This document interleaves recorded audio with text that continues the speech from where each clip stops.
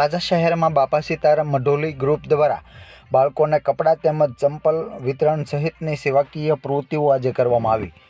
તળાજા શહેરમાં છેલ્લા ઘણા સમયથી રેલવે સ્ટેશન નજીક આવેલ બાપા સીતારામ મઢોલી ગ્રુપ દ્વારા વિવિધ પ્રકારના ધાર્મિક કાર્યક્રમનું આયોજન તેમજ વિવિધ પ્રકારની સેવાકીય પ્રવૃત્તિઓ કરવામાં આવતી હોય છે। તેવી જ રીતે આજે પણ બાપા સીતારામ મઢોલી ગ્રુપ દ્વારા નાના બાળકોને કપડાં તેમજ બૂટ ચંપલ તેમજ પક્ષીઓ માટે પાણીના કુંડાનું વિતરણ કરવામાં આવ્યું હતું। આ કાર્યક્રમમાં દાતા દેવાયતભાઈ આહિર રહ્યા હતા તેમ રમેશભાઈ ભાલિયાની યાદીમાં જણાવાયું છે।